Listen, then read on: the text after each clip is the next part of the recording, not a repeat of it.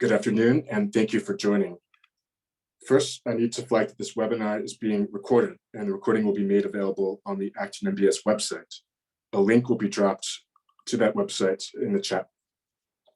Yeah, so thank you again for being with us this afternoon. I'm Andrew Simmons with Resilience Brokers, a UK-based organization. Yeah, hi, and I'm Juliana Renew, also from Resilience Brokers and student at Sciences Po as well. On behalf of all of our consortium partners and cities of the Acton MBS initiative, thank you again for joining us for this final webinar for the Acton MBS initiative of Climate Kick. EIT Climate Kick is the largest public-private innovation partnership focused on climate innovation to mitigate and adapt to climate change. Climate Kick works to accelerate the transition to a zero carbon economy and is supported by the European Institute of Innovation and Technology.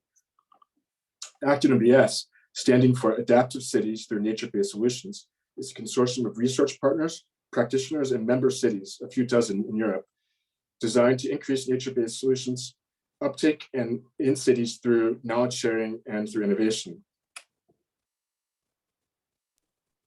So for today's webinar, I want to discuss the climate adaptation agenda in cities and how nature-based solutions can support this, and also transitioning to nature-based economies. So also keen to reflect a bit on some policy trends after the recent proceeding in Glasgow from COP26. We're pleased to have moderators from Acton NBS. So Dr. Elena Lopez-Gan of Icatelis in Madrid, in Spain, and Montserrat Bidding of Wageningen University in Netherlands. Sorry for the pronunciation. So our first speaker will be Siobhan McWhite, who's an Associate Director of Innovation at the Centre for Social Innovation at Trinity College Dublin. Her research interests include financing, business models and governance of new solutions to urban sustainability, and on transitioning to nature-based economies, on which she will be speaking today. And at Trinity College Dublin, Siobhan coordinates Connecting Nature and Age 2020 action to stimulate the scaling of citywide nature-based solution to societal changes. Second, we have Gillian Dick, who is a spatial planning manager at the City of Glasgow, leading Glasgow's role in Horizon 2020 and its Connecting Nature program. Gillian will present us on Glasgow's place-based approaches using nature-based solutions, as well as on Glasgow's exciting new nature-based accelerator, which was officially launched a few weeks ago at COP26, and which of course was hosted by the UK in the City of Glasgow. And finally, we're pleased to have Dr. Wipke Clem, a senior policy advisor at the Municipality of The Hague. She was trained as a landscape architect, and she has expertise in green and blue infrastructure, climate change adaptation, and heat resilience, and she will today introduce to us the case of Cromvliet Park in The Hague.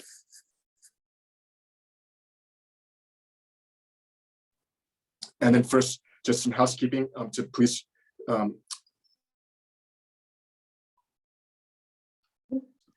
use the chat function to make any comments as we go. And our format is, of course, having short presentations from the speakers, and then a moderated discussion interspersed with your questions from the chat. And then we will take questions from the chat and then have just a general Q&A around that. And now I'd like to hand it over to my colleague, Elena Lopez-Gan, please. Okay, well, first of all, welcome to everyone. I just want to say kind of some opening words to kind of frame the seminar a bit. I think, well, first of all, I wanted to say a thank you to Gillian from the City of Glasgow for hosting what we think was a very important COP.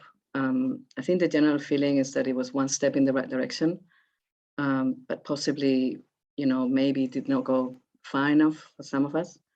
However, this is why I think this seminar is so important, because we all think that cities are going to be one of the key actors to really make sure we actually do go faster in relation to climate change adaptation. And we have to remember that in COP26, one of the big agreements that was not possibly mentioned so much in the media, and yet it was a big step forward, is that the global goal on adaptation is finally on the scene, which is why this seminar is so important. I think that cities are now starting to be acknowledged as a key actor together with regions. So with this, I think I want to then pass the word to Siobhan, who's going to explain how we can conceive of that as we come out of this pandemic, which is still with us. You know, this recovery could be based on a nature-based economy. So Siobhan, with this, I pass the word to you. Thank you very much. Thank you, Elena, Diana, and Andrew. And thank you also for the invitation to speak here today. So I know the conversation is post-COP reflection, but I think it should also be perhaps pre-COP 15 reflection, because I think when we talk about nature-based solutions, CBD COP 15, which takes place in person following the virtual format earlier in October, but I think for nature-based solutions, the discussions around COP 15 coming up next April and May will be equally important. But if I could go to my first slide, actually, because I think this is also potentially the link to, oh, let me start my timer as well to make sure I don't go over. Elena, you'll keep me on time, right? So just in terms of relating the nature-based economy to, there's so many concepts out there at the moment. And a question we always get asked when we bring this up is, well, where does this fit? So you can see on the right, a very basic a visual that we tried to put together to show where nature-based economy might fit kind of with other kind of key concepts like the bioeconomy and the circular economy. And all of these within the frame of the nature positive economy, which is a concept that was actually coined by the World Economic Forum. And one of their missions going to COP26 in Glasgow was to put an equal emphasis on nature positive as well as net zero. So really, there's a lot of focus always in COP26 around, you know, the transition to net zero carbon economies, but it's really important to also not lose sight of the importance of a nature positive, a transition to a nature positive economy, especially as you said, Elena, coming out, well, I don't think we're out of the pandemic yet, and I think we're into an era of pandemics. And so it's even more important, the link between the pandemics and the loss of land and deforestation were important commitments coming out of COP26, which will also halt perhaps or slow down the impact of more of these pandemics coming our way in the future. So everything is related, but it's important to put an equal emphasis on both. And the nature positive approach is really focused on biodiversity, but also storing carbon, purifying water, and as we said, reducing the pandemic risk. So these are some targets that the WEF has suggested in terms of a zero loss of nature from 2020, nature positive by 2030, and a full recovery by 2050. So if we move on to the next slide, I'd just like to talk in the European context a little bit on the next slide, please. Thank you, about what we're doing in this space. So Trinity is at the moment kind of coordinating a working group of one of the task force of the European Commission on financing, governance and business models around nature-based solutions. And we have a special working group looking at the nature-based economy and how we can transition, how nature-based solutions can become a kind of a core element of the nature-based economy. So we had a consultation, these slides are a little bit out of date, which are now closed. You can still access the documents here and you can still respond via email, and we'd really welcome wider reflections on what this nature-based economy means and what kind of recommendations in terms of making it happen. So if we move to so these are just on the right, some of the slides there are some of the projects that are involved in this kind of draft white paper, which is really just conceptualizing what we mean by a nature-based economy and how nature-based solutions can be a driver towards a more sustainable net positive, nature positive economy of the future. Next slide, please. So one of the kind of opening or key recommendations of this draft white paper was the importance of investment in nature-based solutions to tackle the challenges that we have and to ensure that biodiversity is maintained and restored. So this the figures on the left are drawn from the UN State of the Finance for Nature report, which came out earlier this year. And identified at the moment, there's approximately 113 billion euros of investment in nature-based solutions, of which the vast majority comes from the public sector. That should be approximately 27 billion, not million, from Europe, by the way. And on the right is what we would hope our kind of aspiration to really fuel a nature-based economy. We need to increase investment. The UN calls for tripling of investment by 2030 and quadrupling by 2050. But that's clearly not going to be possible purely through public sector investment, and the private sector have an important role to play. That's something we would like to see how we can support and stimulate that investment. If you turn to the next slide, please.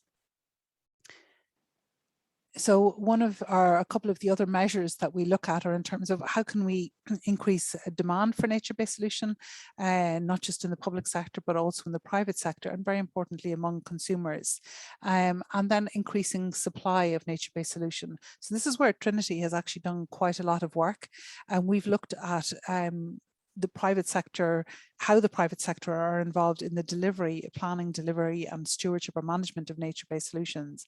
And we've identified 11, and you can see it around the center here in kind of little squares, 11 sectors of economic activity where there are many innovative, small, medium-sized companies involved. And we've a couple of papers out kind of looking at their characteristics and some of the barriers and enablers to their growth. But we really think that the private sector has a key role to play, both in investing in nature-based solutions, but also in delivering nature-based solutions, presenting many opportunities for sustainable job creation and a different type of economic growth perspective in the future. So if we look at the next slide, we'll just give an example of some of the things that we're doing in connecting nature. So we've mentioned, we've done some research on the types of activities in which, private sector companies are involved, creating jobs and coming up with innovations.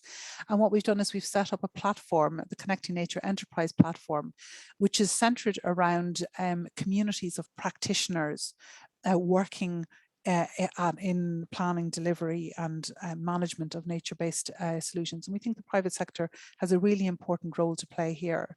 So there's over 1,700 kind of users on this platform at the moment. And I should say these communities are led by industry leaders. So they're led by practitioners in each of these fields.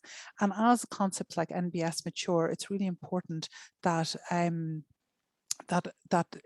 we focus on standards, quality standards, how to ensure that performance against biodiversity and ecosystem restoration conservation are maintained. So these practitioners have a very important role to play in setting standards and avoiding that word of greenwashing, which is starting to emerge.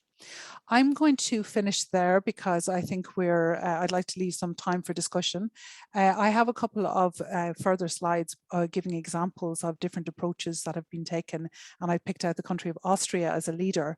But if you could just flick very quickly through them, I will just leave those, and if the slides are circulated afterwards, you can refer to them rather than go into detail on them now. So it's an example of what they're doing in Austria to support this sector. But I think I'll wrap up there and hand over to the next speaker and encourage you to have a visit or to visit this document and send us your feedback. Thank you. Looking forward to the discussion. Thank you very much, Siobhan, for your interesting presentation and also your reflections on nature-based nature positive economy. For the audience, if you have any questions for Siobhan, please write it down on the chat. And we will now continue with our next guest, Gillian. Please, the floor is yours. Hi, thank you. And hopefully the slides will appear. There's a slide telling you who it is, and there's a lovely picture of Glasgow when Storm Barra isn't blowing through us. It's blowing a hoolie out here, to use a good Scottish word. Can I get the next slide, please? What I am going to do is talk to you very quickly about our place-based approach using nature-based solutions to create a climate adapted city. This has changed over the 5 years of our involvement in connecting nature.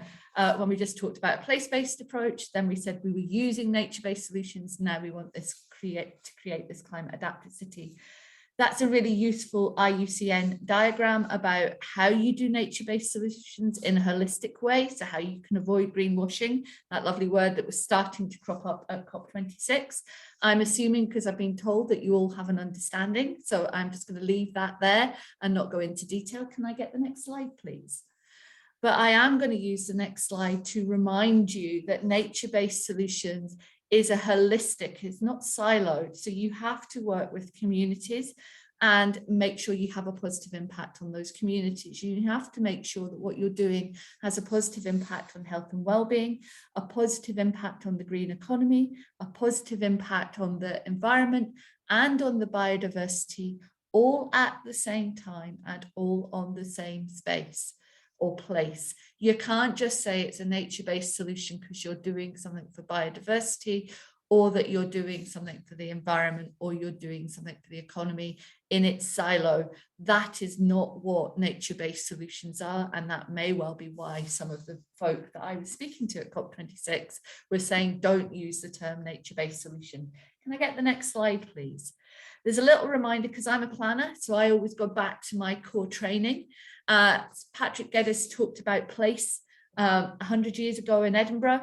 The simplistic version of that is the right folk in the right place at the right time.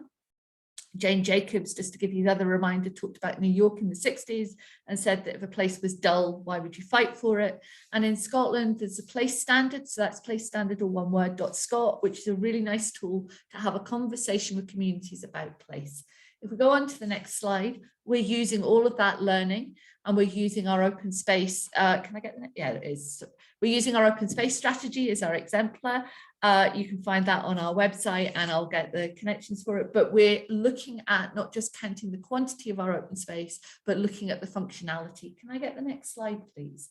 So one of the things we did, we have a whole load of deliverables that we need to do for our open space, but we realized we couldn't do that all ourselves as a public authority. We don't have the resources, we don't have the funding, and sometimes we don't have the skill sets, or we're not trusted.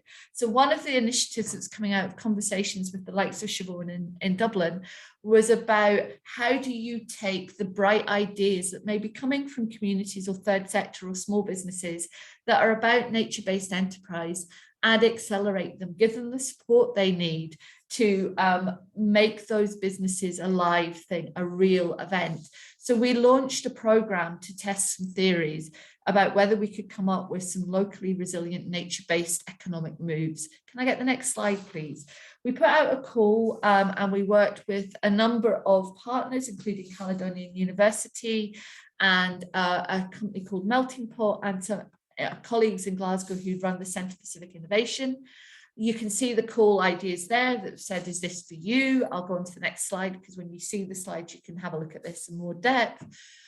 We then said what would be involved. That would be a program, 10 workshops. We would give them some background information. Can I get the next slide, please?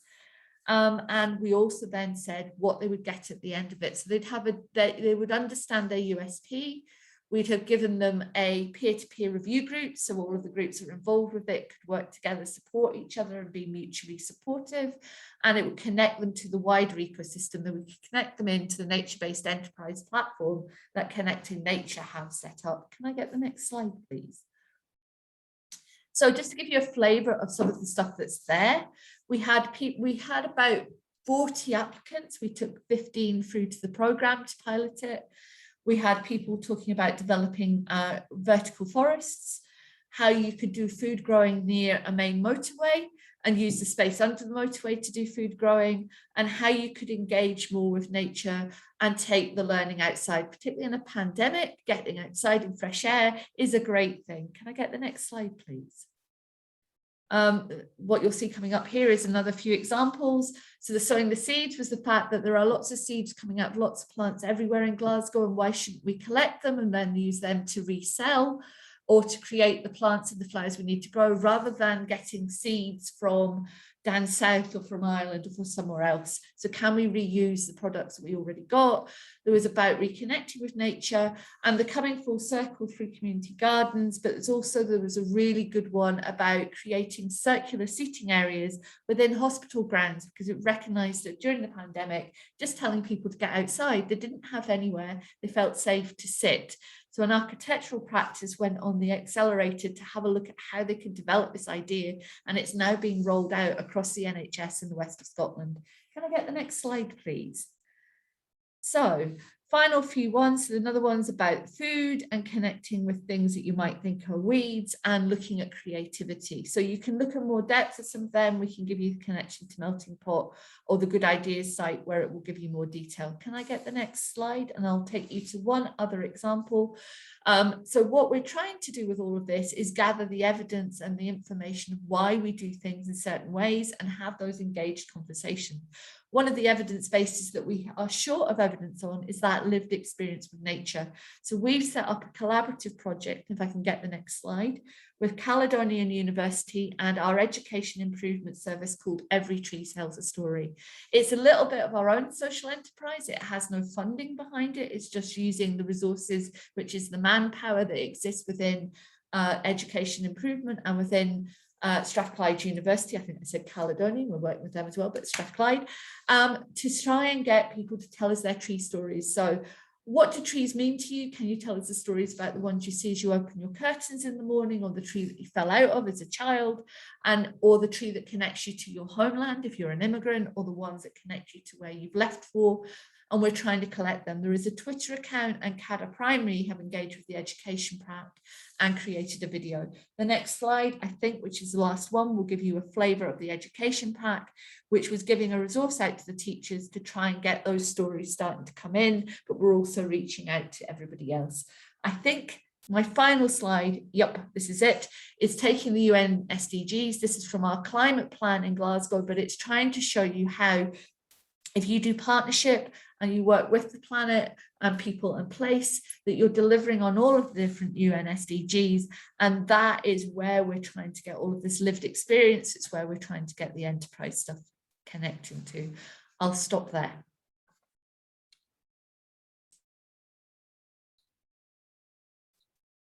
Thank you very much, Gillian. This was also a very insightful presentation about the holistic place-based approach using nature-based solutions.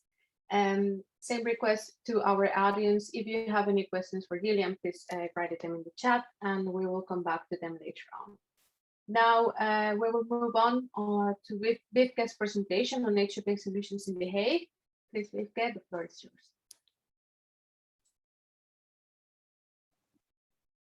Welcome everybody, and thank you once more for the invitation to speak at this webinar. I would like to take you with me directly to dive into a case that we realized in The Hague this year. It's the Conflict Park in The Hague. It's a project that we are very proud of because it helped our city and our municipality to make the term, excuse me, to make the concept of climate adaptation and nature-based solution tangible, since we linked it closely to the term livability, and we try to show that climate adaptive designing and nature-based solution is fun. So it helps us also to bring more, to create more awareness and more understanding for those topics in our city. Next slide, please. So this project has been realized as part of the Nature Smart Cities Interreg project, in which we collaborate with 3 academic partners and 8 city partners in 4 different European countries. The objective is to develop a business model to promote and finance nature-based solutions. But since the start, I really realized that it's also very important to create awareness of nature-based solutions and about the multiple benefits that they provide. We also, each of the city partners also got a budget for implementing a pilot project. And let's go to the next slide to show you our case. So the old situation is a square which was in quite a bad stage. Maintenance was needed. A lot of stone, little green and very dry surfaces, as you can see on the left picture. Next slide, please. We also saw that there were a couple of problems with precipitation. Next slide. The bigger problems were with heat. Here you can see maps from our climate stress tests. This is the thermocomfort map showing that during a high summer day on this square, which you can see in the middle of the picture, the red square, it's really unpleasant and uncomfortable for people to stay, to play. So there was really a need to adapt the situation. Next slide, please. But another problem in this neighborhood was the livability and the way inhabitants themselves see their own environment. So compared to the other neighborhoods, you could see that Laag here got the worst was evaluated worst by their own inhabitants. So they really, also the people living there, really saw the need to improve the situation in the park. Next slide. So next slide, please. Yeah. So therefore, we invited inhabitants, but also schools and small local enterprises to join a process of designing and sketching. It was held within the park in a little temporary house, and together with all the participants, a design was made for the new park. And also the enterprises were involved in the realization process later on. Next slide, please. So the input of the designers, but also, of course, the inhabitants resulted in the design of this park, which you can see here. On the left side, you see a little a garden, also for schools, a vegetable garden. The white building in the back is a urban farm. On the right side, you can see a sport playground for elderly, for older children, and the red place in the back is for younger children. On the right side, you see an ecological zone along the water, and you can't see the urban water buffer here because it's situated underground. The next slide, please. So under this square, we realized an urban water buffer, and by having this water buffer, we have a local system of water storage of sweet water, rainwater, and surface water, which we can reuse during dry and hot summer days. Next slide, please. Some numbers about the water buffer, but I would like to skip those. Go to the next slide, please. So here you can see the only element that is above ground. It's the biofilter, where the water is filtered and treated before it is pumped into the deep underground. Next slide. And there it's stored, and then there are two pumps which you can pump it up, and you can use it here in the vegetable garden or in the farm further to the right. Next slide. Here you can see the playground, and you can see how well it is used from people in the neighborhood. And you don't see the urban water buffer because in the front of the picture, under the path, there is the first system of water storage. You will see it later on in the film. Next slide, please. So, and this was a picture after which was taken on the day of the opening, and you can see that it's not only inhabitants, also our partners from other our other local partners, and altogether are very proud of having this square of the result. And it's very important to also have the neighborhoods feeling ownership of the new development. So it's also that they are proud of this process. Next slide, please. And I would like to show you the video that was made Onze from pilot the is een mooi project. voorbeeld hoe je een park zowel leefbaar als ook klimaatbestendig kunt inrichten.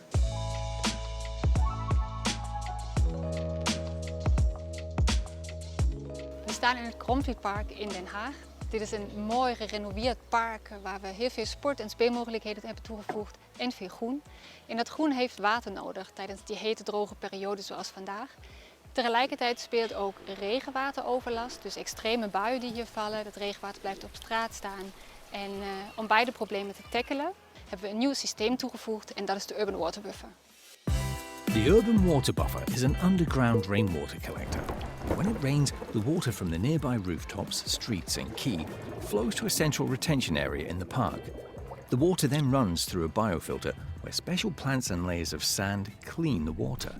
The treated water is stored in a layer deep underground. During dry months, the water can be pumped back up to use for the trees, the vegetable garden and the city farm. Ja, kom maar jongens. Lekker naar buiten. Nou, voordat dus, zeg maar, de waterbuffer er niet was, konden we de wei eigenlijk niet besproeien. Ja, wat resulteerde in gewoon een hele droge wei. Het gras groeide niet. Ja, en werd het gewoon een soort Sahara hier. En zeker nu met de waterbuffer kunnen we daar dus mooi op inspelen en gebruik van maken. En het is voor de dieren ook veel aangenamer. Zeker als het gras goed blijft groeien en het dan een beetje vochtig aanvoelt, geeft het ook wel weer een stukje verkoeling.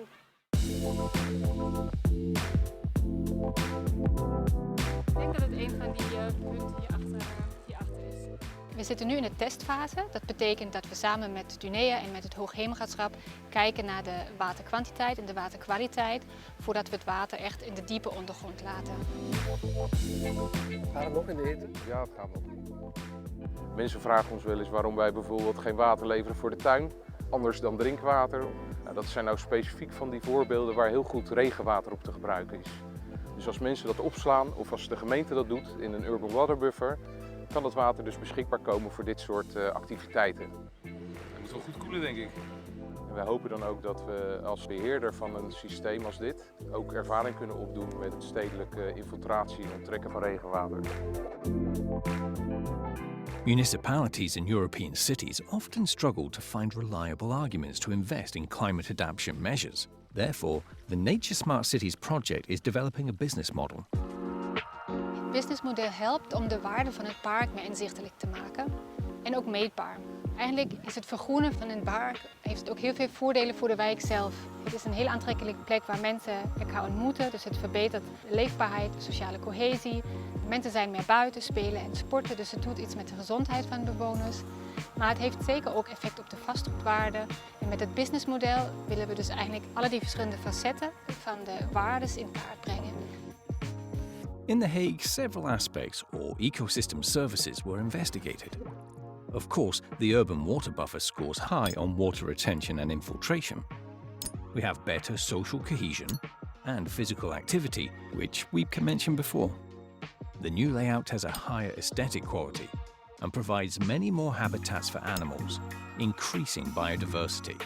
And like Jessica said, a green park is also a cooler park. Onze pilot is een mooi voorbeeld hoe je een park zowel leefbaar als ook klimaatbestendig kunt inrichten.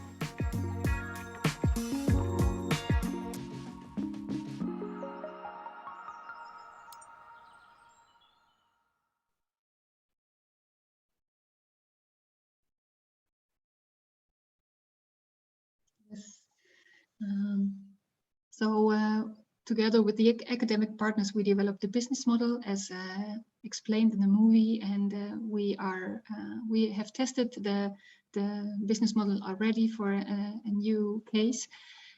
But in the beginning of next year, a couple of capacity building workshops will be held together with partners in all the 4 countries. And I would like to invite you to join our workshops. So please have a look at our website, join the news or how to say that? Subscribe for the newsletter indeed, and join us or follow us at LinkedIn. So I think it's very important to tell the story further. And the next slide, please. The last one, actually. So what we learned in The Hague is that with such a case and with actually demonstrating and also measuring, monitoring the wide benefits of such a green, climate responsive project, we see that there is a willingness to join and to replicate. So it's also other colleagues working in other neighborhoods asking for how do you did that, and can we make another concrete park also in another area, and also other cities became interested. So I think it helps that having positive project helps to making climate adaptation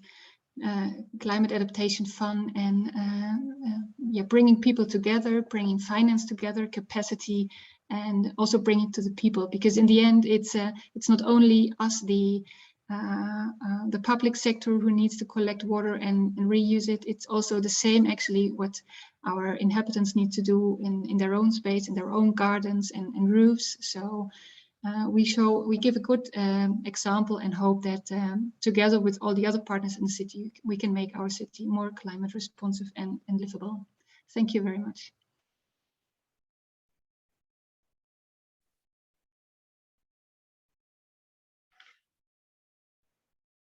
Thank you very much, Wiebke, and thank you very much also to Gillian and Siobhan. So now, I don't know if you want to put your cameras on, and Montserrat as well, so we can. Okay, so I think we had a quick chat just before we started the seminar, and we thought that we wanted to make it lively, because we know that it's hard, and when we're all at home, I think it's necessary, because the virus is still here. But thank you very much. I think it was fantastic to see how, we go from broader thinking that Siobhan explained, about this concept of the nature-based economy, which I think is a fantastic framing for how we can move forward, to a real case of how a whole city is really, adopting nature-based solutions at the core of, the way that they think of their city into the future. And of course, a very practical example from The Hague about how you can actually do it, with people on the ground in a specific neighborhood. So thank you very much for this experience. So I think before Montserrat and I are going to kind of take turns in kind of moderating the panel. I think the first question, I think, really is for Gillian. We wanted to just give her a space, well, first of all, to say thank you, to the City of Glasgow for hosting the event, and just in a way your thoughts, because you were there firsthand. What do you think? I mean, I do want to say that, I had the opportunity to be there, and I think one of the things that I take away from being in Glasgow, well, first of all, for those of you that haven't been there, how friendly they are. It's amazing how welcoming they were, but also how friendly everyone is in Glasgow, something that I think many people don't know, maybe because they haven't been, but very, very, it was everywhere, how welcoming, with a lot of people coming, and I think the other thing as well, which I also wanted to say, how they also gave room for dissent in the city. There was a lot of activity happening outside the venue, which made it even more interesting, and I think kept the pressure up on what was happening inside the buildings, inside the COP, which again, I think the City of Glasgow was very good about being inclusive about, the different, perspectives, and particularly the youth, putting a lot of pressure, or Extinction Rebellion and the NGOs. And the whole city had the social summit, the kind of social element, which was very strong throughout the city, with many venues and things happening, art, music, demonstrations in front of banks, lots of things happening. So Gillian, your thoughts, and then we'll move on to the panel. I think it's interesting. I work for the City Council. I actually live about 40 kilometres west of the city. So I wasn't immersed in it, although I did actually have the privilege, if you want to call it a privilege, of getting into the blue zone, because I was having to present. That was an experience itself, when you've been in an environment where you're being told to stay away from people, to actually go back into a queue with a mask on and all the rest of it. But the processes were good. It was a bit strange going through passport control on Scottish soil to effectively leave Scottish soil in a building where I'd gone and seen various groups play from my youth upwards. That was a bit surreal. I can certainly pass on your compliments to our colleagues, particularly Duncan Booker, who's been the lead for the city. it has been a bit edgy, a bit of hacking it slightly, in the there was a lot that were very close to the wire and that we didn't know what was happening and when. We didn't know how the city would react. If you talk to some of our retailers and shops, they saw a downturn in business, but I think that's because people were trying to be very safe. So the folk that didn't have to be in Glasgow, that would normally come in, even if they were coming in during the pandemic, didn't come, because they were being warned that there was people there maybe from the global south who weren't protected, and it would be better for them to stay at home so that those folk from the global south could have a safe experience of COP and go home again safe and not take anything with them. I think there was a big effort to try and make sure that there was spaces for people. So the City Chambers was given over as a space for events. The Science Centre was hosting events. By the end of the first week, they'd stopped having a booking system and just opened that up. You could walk in, which was good. And there was a lot of, I think because of the way that we are a city of villages, there was a lot of space where things could happen in communities and they could engage. We also have a lot of vacant derelict land along the Clyde, which meant that there was a major engagement on a big bit of vacant derelict land at the graving docks, where there was lights being shone straight across the Clyde at the event centre. But also I think some of our open spaces give themselves over to those protests. There's a big tradition of having protests in George Square, for instance. There always has been, there always will be, and there was no way they're going to stop that. And there is a big tradition of marching from Kelvin Grove or Queen's Park in. So I think, yeah, it was an interesting experience. I think the city is still recovering from it. We're hoping that there is a legacy, that there is a push off for a lot of our things. There's certainly a push on the climate action we're doing. Our education improvement service had a focus on girls. I managed to get Mary Robinson, if anybody of you know, popped out of COP and came and spoke to them for 10 minutes, which was a wow moment for a lot of girls who had kind of seen some, it was part of our organisation about getting more girls involved in climate and involved in environment and not the usual suspect stuff. So yeah, there was a lot of stuff happening and we're hoping that it's a beginning of something and not the end. Thank you very much. I mean, I think one thing that came out was the Glasgow Climate Pact. So I think that hopefully will keep the pressure, and I think some things change, you know, like for example, the first time, although it was diluted, that goal was mentioned, you know, as I said, the global adaptation goal was very important. I think with this, I think we decided as a group that we wanted to kind of take the horn by the bulls, as they say. So the first question, and I did prep them that this was going to come, because we all work in nature-based solutions, there's now discussion whether nature-based solutions are a way of greenwashing. And I wanted your thoughts, you know, from all of you. First of all, do you think it's greenwashing? Is it true? Is it not true? Or is it something that maybe we have to qualify? And if we had to qualify it, how can we best kind of prepare for this, you know, arguments that it could be greenwashing, and particularly greenwashing from the north? So maybe I'll go in reverse order now, and I'll start with Siobhan and see, what do you think, Siobhan? Yeah, I think it's a very important discussion, to be honest with you. Now, I wasn't in COP, but as Gillian kind of mentioned, that we were in touch as literally she was about to take the stage, and she was telling us that one of the other speakers was just, you know, associating NBS with greenwashing. And I sit on, you know, a couple of other international organizations. I sit on the board of the Nature of Cities, and we had a meeting last week, and the board member from Colombia said, oh, you know, nature-based solutions it's just greenwashing. And this is something that is kind of really became very visible in COP, but it wasn't. It is something that has been around for a while. I was at the IUCN World Congress in Marseille in September, and the big buzz there in the NBS world, and I was with the commission at that, was that you know, the COP CBD had taken NBS off the agenda, and the director of the CBD division, when she addressed the IUCN Congress, said they had four main caveats or main issues with NBS.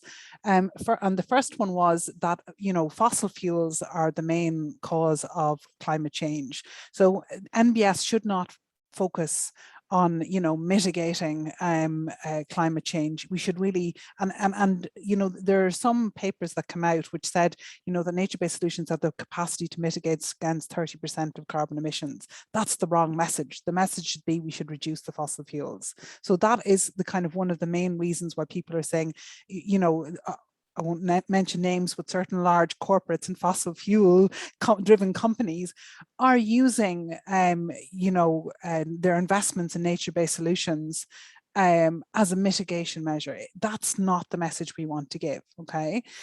So I think the corporate world is getting this, and I was at the European Business and Nature Summit speaking at that last week, and that message came out very clearly that, you know, that they have received that message.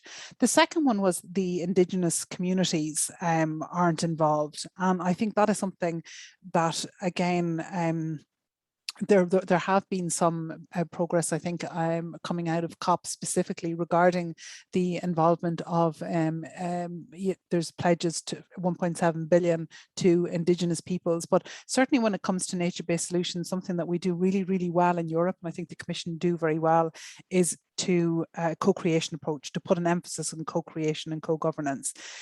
So, you know, that obviously isn't clearly a practice everywhere, but I think it's a central part of the EC definition of nature-based solutions. Approaches like Connecting Nature put that as the very first step in the process. And even as Gillian presented the IUCN global standard there, and this inclusion of local people in decision-making is a core element. So that was the second caveat. The third caveat was about, you know, analysis of impacts. And it's not always clear that, first of all, that nature-based solutions, solutions to what? Solutions to societal challenges. Do we measure the impact of nature-based solutions on societal challenge? And Vibke, you put up a really interesting slide there at the end where you said showed all the different potential co-benefits of nature-based solutions. But do we measure that? Is there, and this is what I think we're lacking, is still a scientific evidence base to support that, a response to that statement that NBS is just dressed up as urban regeneration. How do we show that it actually measures it? And I do think that the handbook that came out in indicators last year is an important step. But a handbook telling you what indicators, what you should be measuring, is a far cry from actual, you know, being able to measure on the ground. And Gillian, I know, has got a lot to say on this because they're our leader when it comes to impact measurement and how that can be done more easily to give answers to these questions. And the last one, and then I'll stop, in terms of the last kind of major foundation, if you like, of these greenwashing accusations are around contributions to biodiversity. And you know, that NBS in some cases, like for example, when you have monoculture tree plantations in response to, you know, yes, they might absorb lots of carbon, but they're not good for biodiversity. So that in some cases, they actually may undermine ecosystem resilience. So I think, again, the Commission themselves recognised this and strengthened their definition of nature-based solutions to put an emphasis on biodiversity, and stated categorically that if you don't contribute to biodiversity and ecosystem services, it's quite simply not a nature-based solution. So I think we certainly need, as a concept like nature-based solutions, 5 years ago, when we started Connecting Nature, we were scratching our heads going, what is nature-based solutions? Okay. We were amazed in 5 very short years. It's become, and you would know this from NIAID as well, it's become mainstreamed in policy and practice. And that's happened so quickly that I don't think standards of measurement and performance and the necessary precautions that you have to put in place to make sure that the term is not abused haven't caught up with the speed of implication. Now, for once, speed is a good thing. We don't have time to be sitting around. So are you better to sit around and wait until, you know, everything is perfect, or do you forge ahead? I think obviously the latter, but we do need to be cognizant that there's a lot of, these are well-grounded criticisms, and a key way to address those is to be able to have very clear standards, certification and monitoring in place. Okay, I'll stop there. So maybe I'll ask Vibke first. What about greenwashing and The Hague? I mean, have you got the evidence, the thing that Siobhan was discussing? You know, have you been able to really tell from the implementation of this park, you know, the the well-being of the community, improving, you know, the resilience to extreme events, you know, like maybe rain, or in Holland now you might actually have droughts, you know. What is your experience? I mean, what would be your argument on greenwashing and nature-based solutions? Thank you for the question. I think that in the Netherlands, from my experience, nature-based solutions is not yet mainstreamed in policy, like I've heard it from the other speakers. I think here we are one step below. Maybe we relate to the same concept, but we talk about urban green more in generally, or green urban infrastructure as a term. And we are on the way trying to showing the multiple benefits. So up to now, I saw often that urban green was often either from the biodiversity point of view, or from the attractiveness point of view. But the other benefits, like more environmental, more social economic, they weren't seen, or there was no they were not part actually of the story. But I think that we are now in a phase of actually also talking about the multiple benefits, of course, and that we need to put them all together, because there are often a lot of sectors. So often municipalities do have a policy document about nature, about biodiversity, and they have a policy document about trees, and another one about climate adaptation. But it's much stronger to put all the different sectors together and call it. In Amsterdam, for example, they have a very good document, including all of it all together, also with recreation, for example. Here in The Hague, we are now, through the Nature Smart Cities project, we try to get this way of thinking, this concept into our own mainstreamed processes and structures. So this is the way I see it. So greenwash, that's why the term greenwashing is not that well known to me yet. I know it as a designer, saying that if you have problems in the urban situation, just make everything green and you will solve all the different problems that we face. This is also something that I addressed in my PhD project, saying that to make a city heat resilient, you should not put there as much as possible green, but affect green. So think wisely where to put it, which species, which maintenance, and that's a much wiser and much more sustainable solution than just saying putting as much as green everywhere, which is not realistic. So this is the term where I know it from. That's why I was asking in our discussion before. Thank you. Do you want a bit of a comment from Glasgow, Elena? Is that the pause?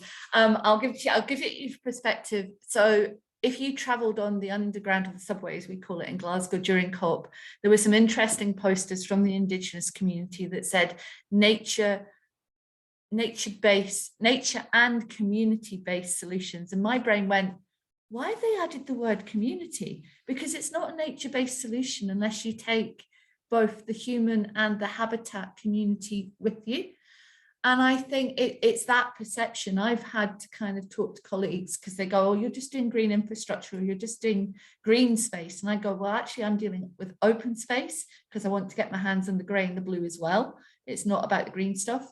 And there's no money in the green stuff because that's seen as a financial liability on our books. It's seen as nice to have, and nobody's worked out the positive value because they don't measure the value for your health and well-being of both the community or the habitat. They don't measure what positive impact it has on the community cohesion. So we don't measure, does that make somebody more resilient and more employable? Does that make them better understanding their education?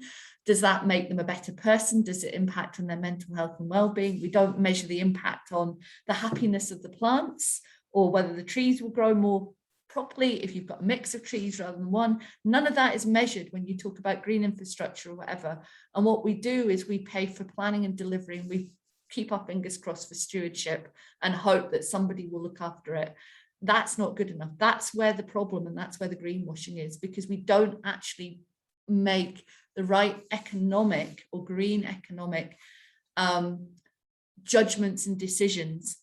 And we do that. We don't take the community with us. We don't take the biodiversity community with us. We just go, look, bricks and mortar costs us that. And the other bit that we do in a northern European or a global north thing is we take rubbish spaces and rubbish buildings, but they have a financial value on a book, and we use them to mortgage to build another rubbish space and another rubbish building, rather than actually looking at the whole thing holistically and working collaboratively and co-producing with communities, whether that's a human community or a habitat community, to produce something that actually has value and measuring that value. There is a new bit that's coming in Scotland at the minute that's saying, actually, you'll save more carbon by not knocking down a building, for instance, or not replacing, but actually by improving it and reimagining it and reinventing it would be better for the climate than just going in and knocking it down and starting again. And there is also the other kind of bit that's saying we need to look at and understand what we actually have. There's a question in the chat about trees. Everybody's talking about trees, but nobody knows what's the right tree in the right place at the right time for the right community. If I go and dump a whole load of trees, and some of our communities who think of woodland as dark, dangerous, dank, somewhere that's not safe, they don't want trees on their doorstep. They don't want spaces that they can see through and they can take a value judgment about their safety of things dumped on them. So we have to have better, more educated conversations about it. If you don't have an educated conversation, then you're greenwashing. Thank you very much. Monse. Yes, thank you. Wow, these were very nice reflections on what greenwashing means to the three of you. And yeah, I might agree with a lot of points that you have mentioned already. Moving on to the questions we have to the speakers. I have here, perhaps I can start with Shivang. Isma, thank you for your presentation. I want to ask, at what scale do you think urban nature-based solutions have the most impact?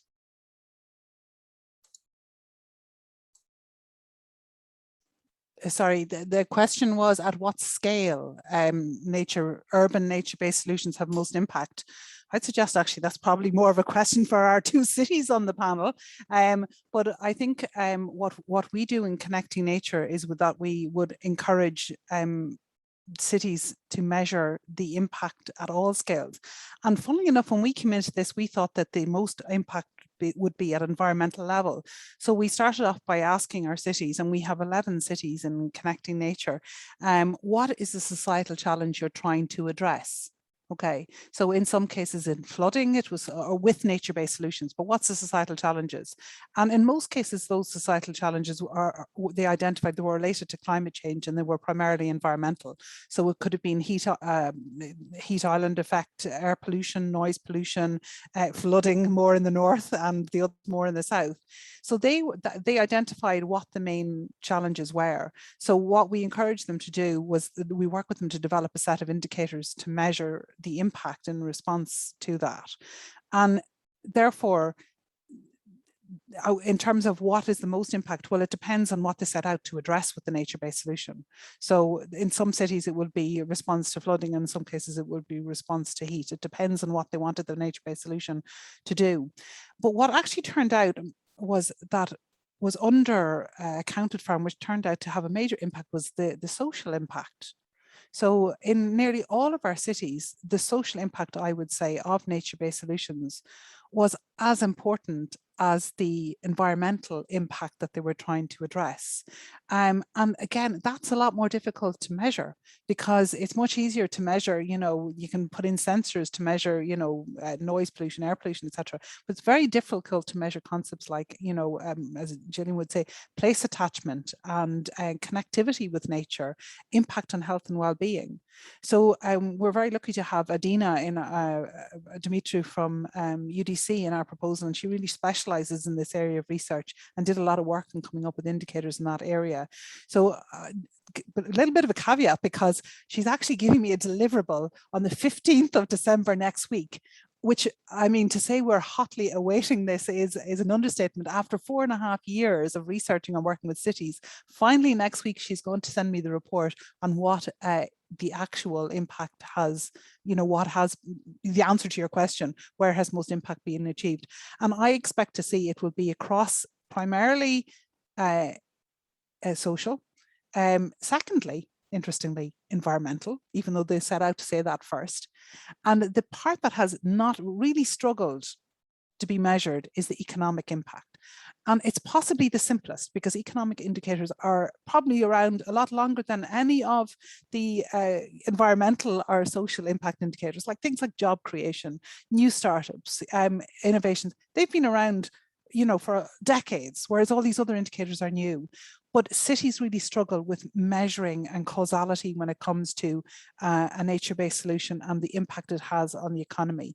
So that's why I suppose in Connecting Nature and with this nature-based economy working group, we're really trying to say this is an area which has been under-researched and underdeveloped, and we really need to focus attention on this. Because if you want investment in the future, and we need massive investment in nature-based solutions, you need to get the economic policymakers on board, and you need to start talking their language, which is job creation, you know, innovation, enterprises, skills development, and all of those things. So I think, I don't know if that answers your question in a very roundabout way. I'd be able to answer it better if this was this time next week, you know, or the week after. But I think it'll be, the results will show it'll be social most, then environmental, and lastly economic, but mainly because it's people don't know how to measure it. Thank you very much for your answer. I think perhaps I can link it with the next question I have from the audience. And this question is for Jillian. Well, your presentation, of course, also spoke on of the importance of place, and this touches on the issue of a scale, which is related to Ismat's question and Siobhan's answer. Jillian, can you discuss how addressing the challenges of integration across the spatial scales in Glasgow and all cities is critical, and how nature-based solutions can deliver social and ecological benefits across the scales? Wow. I think if I track us back to 5 years ago or 6 years ago, when I sat in an academic room and they said, what project is Glasgow going to put in?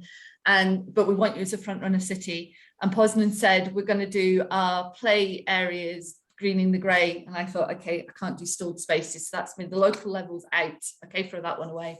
And then Genk went next and went, we'll do the Steamer Valley. And I went, oh crap, I can't do the Seven Lochs. That left me with a citywide thing. So we used our open space strategy. Actually, that was a blessing in disguise, because it allowed us to look at how we can embed nature-based solutions across policy and take it out of its box of being siloed as a green thing.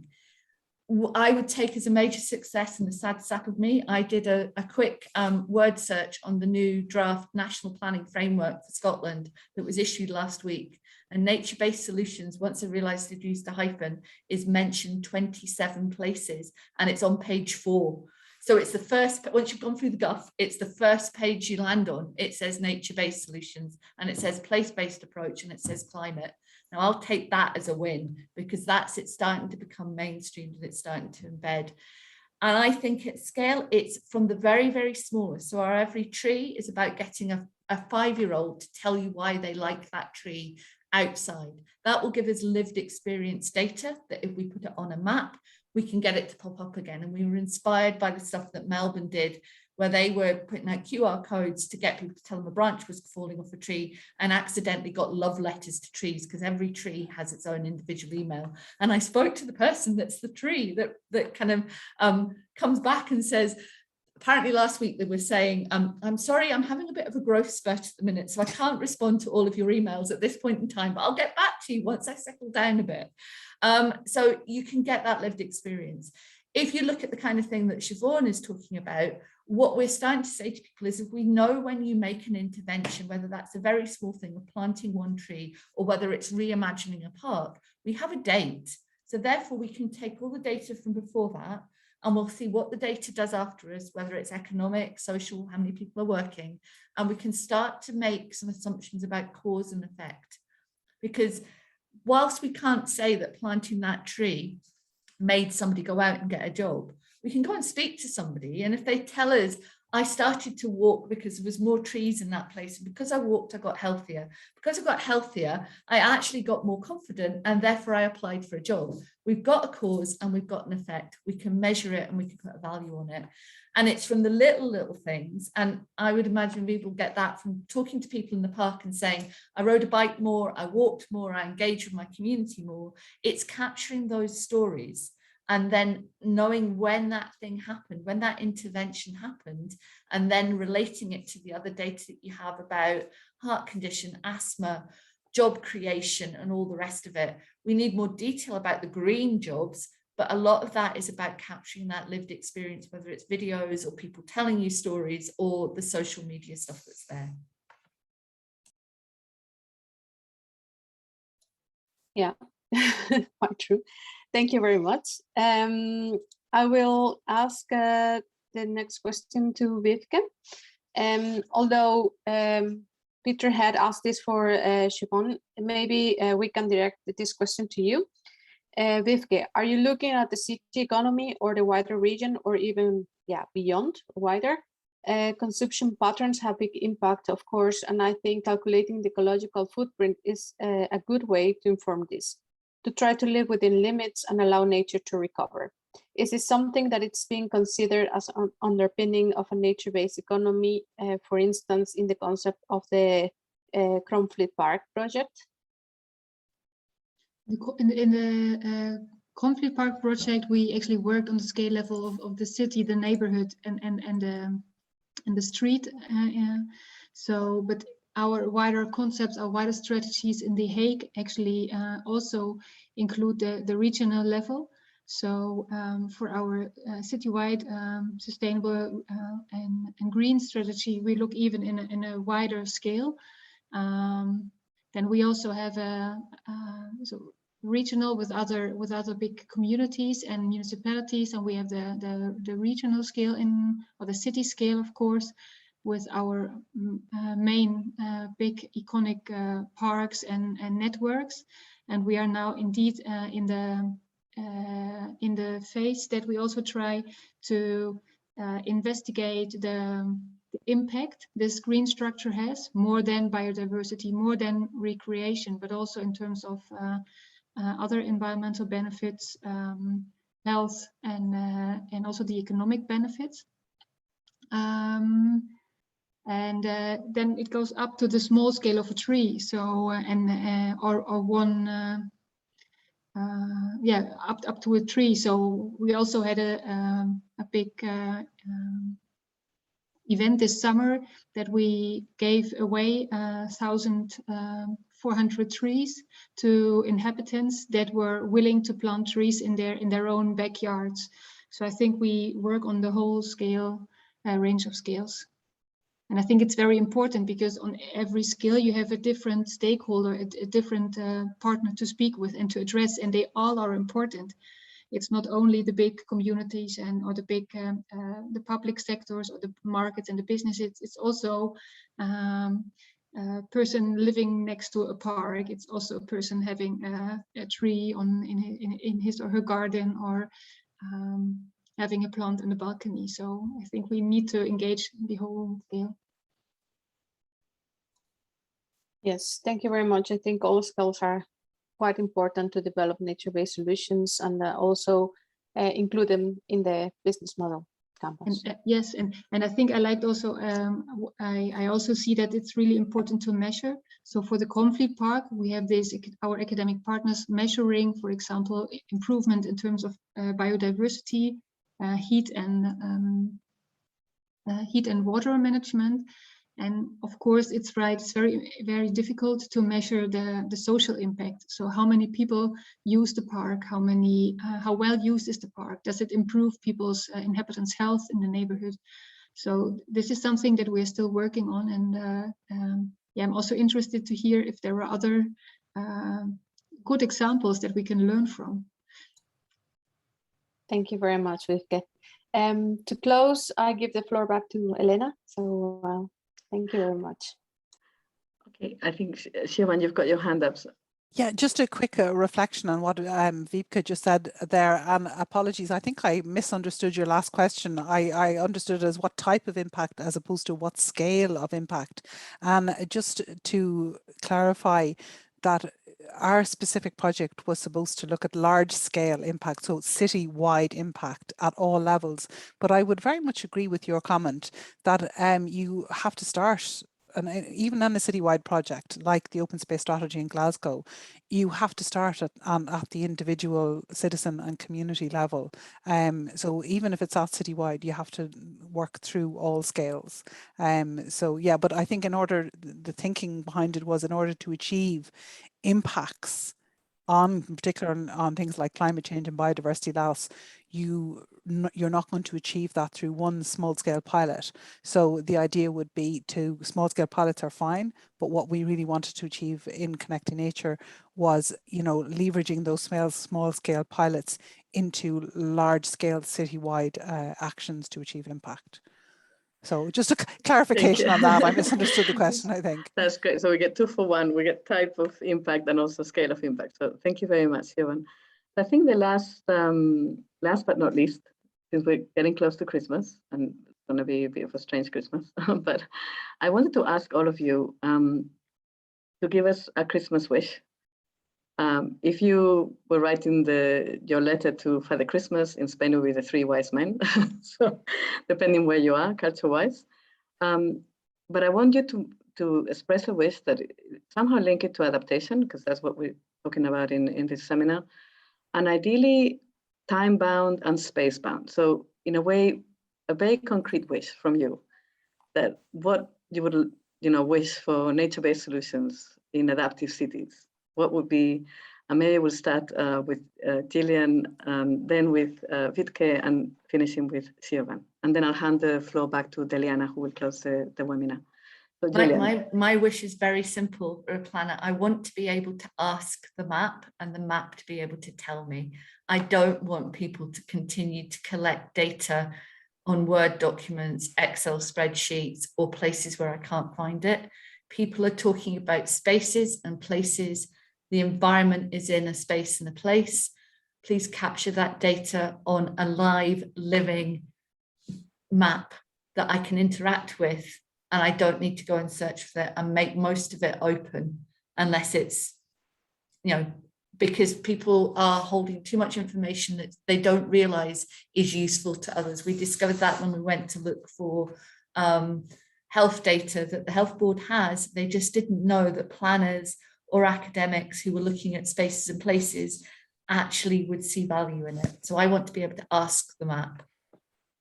Great. So we're talking about shared open data that is kind of place-based, so you can actually see it. Okay, so Wiebke, what would be your wish?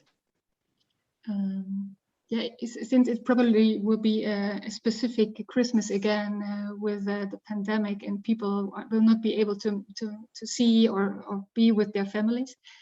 I think it's my wish is that all the different players in the field of nature-based solutions, from this individual person, the inhabitant, up to the big sales people, that they understand the importance of a livable green environment next to their door, the importance now in the situation of Corona, but also afterwards, and that all the different players take it with them and actually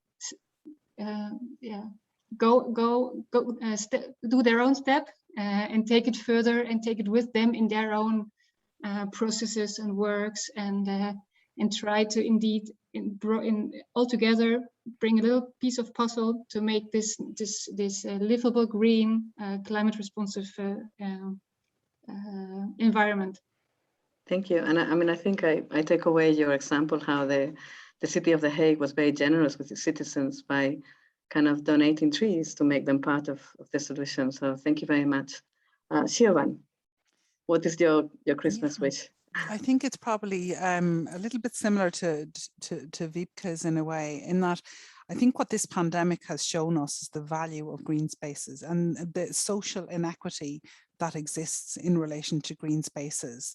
I was in A Coruña last week and I was horrified to hear stories of people stuck in apartments with no access to green space, blue space, or brown space for months on end. It's just horrific, and it really highlighted the inequity when it comes to green spaces.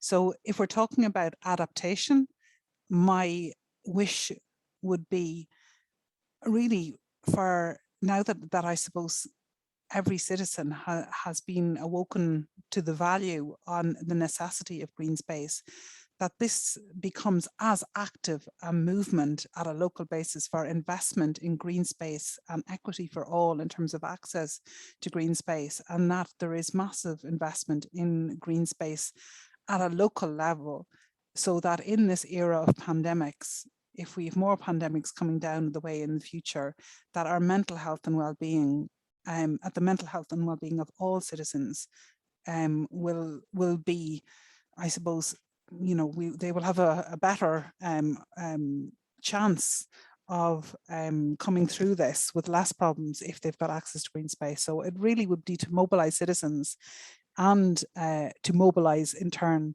policymakers and politicians to invest in green space for all citizens. Thank you very much. So we take away that for you, in a way, green is key for local adaptation and to build resilience, and how it also incorporates the fact that it brings equity back into our cities, which I think is, again, increases the resilience of our cities for in a context of uncertainty. So thank you very much. And Deliana will now close the session. And thanks to Monse also for co-moderating. Thank you very much. So Deliana? Yes, thank you. Yeah, we're getting to the 20 past the hour, so we'll have to conclude this webinar. But thank you for to all of the three speakers, and to Elena and Montserrat for moderating this webinar. And well, thanks to Andre for the great technical support, and to Andrew for the organization of this webinar. Thank you all for joining us and for the very interesting conversation we had today with you. So yeah, have a very nice end of day, or any type of day, wherever you are. Yeah, thank you all. Thank you. Bye-bye. Bye-bye. Thank you. Thank Bye, you very thank much. you. Thanks. Thank you. Bye-bye.